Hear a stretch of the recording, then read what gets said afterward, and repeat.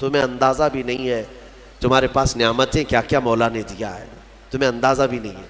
وَإِن تَعُدُّوا نِعْمَةَ اللَّهِ لَا تُحْصُوهَا، اللہ فرماتا ہے اگر تم گننا چاہو گے اللہ کی نعمتیں ہرگز گن نہیں سکو گے۔ کیسے گنیں گے؟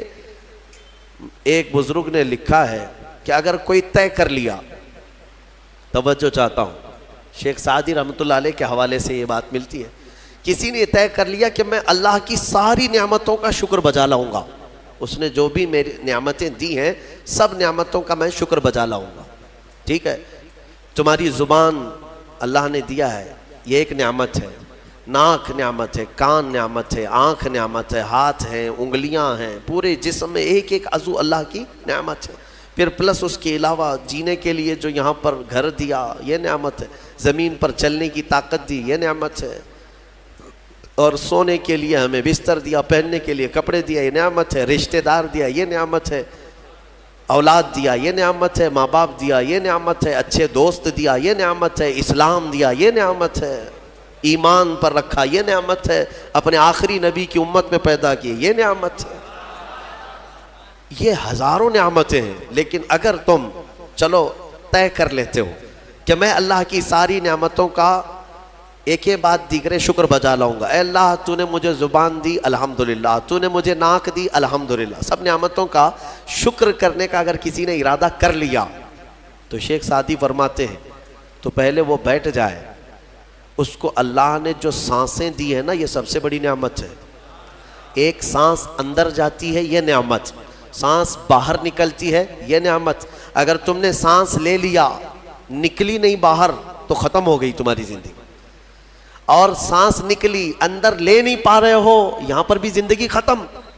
سانس لینا ایک نعمت، سانس باہر چھوڑنا یہ ایک نعمت۔ شیخ سعدی فرماتے ہیں اور ہر سانس نئی ہوتی ہے، پرانی سانس نہیں آئے گی، پھر ہر سانس نئی ہے، تو ہر سانس کے بدلے ہی تم اگر الحمدللہ کہتے رہ جاؤ گے تو زندگی گزر جائے گی سانسوں کے شکر پر، باقی نعمتیں ویسی ہی رہ جائیں گی، صرف سانسوں کے شکر پر تو زندگی گزر جائے گی۔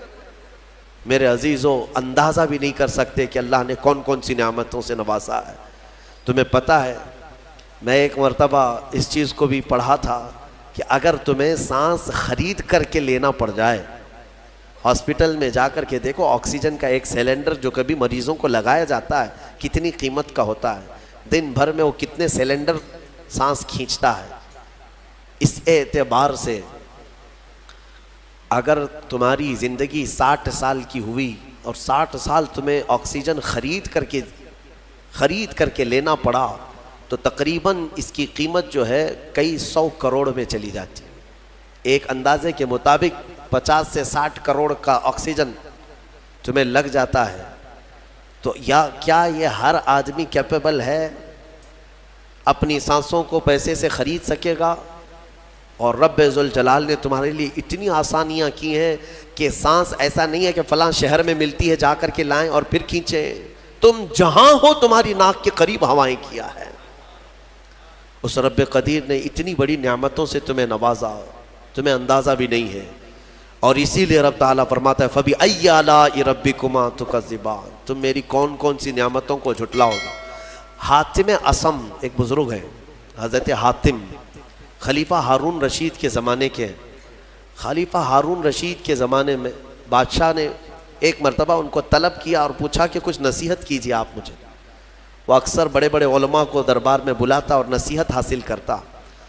حضرت حاتم اصم رضی اللہ تعالیٰ عنہ نے بادشاہ سے ایک سوال کیا کہ ہارون اگر تمہارے ساتھ ایسا ہو جائے زندگی میں رہا اور پیاس کی شدت ایسی ہے کہ تم بلک رہے ہو، اگر تم کو کوئی ایک گلاس پانی دینا چاہے اور وہ پیسوں میں دینا چاہے اور اس آدمی کے علاوہ کسی کے پاس پانی نہیں ہے، تم ایسی جگہ پر پہنچ گئے ہو جنگل میں یا صحرا میں، تو تم اس کو کتنے پیسے دے کر خرید سکتے ہو؟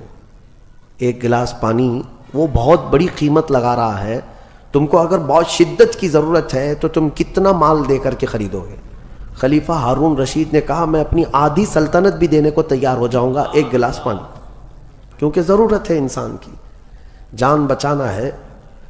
تو حاتم اصم نے کہا ٹھیک ہے تمہیں پانی تو مل گیا, کبھی ایسا ہوا تمہاری زندگی میں تم نے پانی تو پی لیا, پیٹ بھر کر پی لیا, پیٹ بھر کر کے, لیکن پانی اب نکلتا نہیں ہے, باہر نہیں نکلتا پانی, کوئی صورت ہی نہیں ہے کہ تمہارا پانی باہر آئے, پیشاب بند ہو چکا ہے.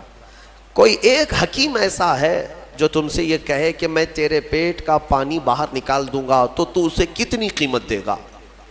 ہارون رشید نے کہا اس کو بھی میں اپنی آدھی سلطنت دے دوں گا, میرا پانی نکالتا ہے.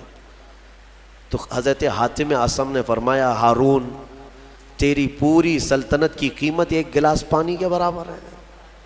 اگر نہ ملے تو آدھی سلطنت, اور مل جائے نکالنے کے لیے آدھی سلطنت, تو سوچ وہ رب ذوالجلال بغیر کسی قیمت کے روز تجھے پلاتا بھی ہے اور روز تیرے سے نکالتا بھی ہے. کتنی بڑی نعمت ہے تیرے لیے. میرے عزیزو, میں آپ کو ایک چیز بتاتا ہوں, میرے آقا صلی اللہ تعالیٰ علیہ وسلم نے اپنی امت کو سب سے زیادہ اگر دعائیں سکھائی ہیں تو وہ شکر کی دعائیں, شکر کی دعائیں. تلاش کر لینا, یہ میرے مطالعے کے اعتبار سے میں آپ کو بتا رہا ہوں.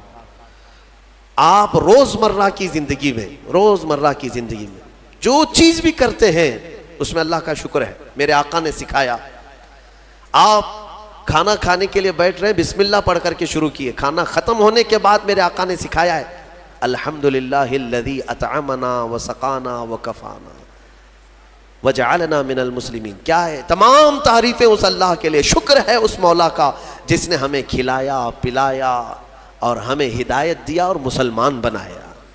کھانے کے بعد بھی میرے آقا نے یہی سکھایا, کھانے کے بعد تمہیں کرنا کیا ہے, یہی ہے. اچھا, اور نیند لگ رہی ہے, سونے کے وقت کہا بسم اللہ پڑھ کر کے سو جاؤ, لیکن سو کر کے اٹھتے ہو اگر نیند کھلتی ہے تو میرے آقا فرماتے ہیں یہ پڑھو الحمدللہ الذی احیانا بعد ما اماتنا. الحمد سے ہی شروع ہے. تمام تعریفیں اس اللہ کے لیے جس نے ایک موت کے بعد مجھے دوبارہ اٹھایا ہے. آپ کیا سمجھتے ہیں نیند جو ہے موت کی بہن ہے. اگر کوئی سویا مولا چاہے تو اس کی آخری نیند ہو سکتی ہے. بہت سارے ایسے ہیں جو سوئے اور پھر اٹھ ہی نہیں سکے. نیند کی حالت ایسی ہوتی ہے کہ وہ آدھی موت کے برابر ہے, اس کو خبر نہیں ہوتی, اسی میں وہ چلا بھی جا سکتا ہے. اور پھر جب تمہیں بیدار کرتا ہے مولا تو یہ نعمت ہے, بہت بڑی نعمت ہے کہ تمہیں موت کے منہ میں لے جا کر واپس لے آیا. جب بھی تم اٹھتے ہو میرے آقا نے فرمایا شکر بجا لاؤ. شکر ہے اس اللہ کا, تمام تعریفیں اس اللہ کی. بعد ما اماتنا احیانا بعد ما اماتنا, ہمیں موت دینے کے بعد دوبارہ اٹھایا ہے, اس اللہ کا شکر ہے.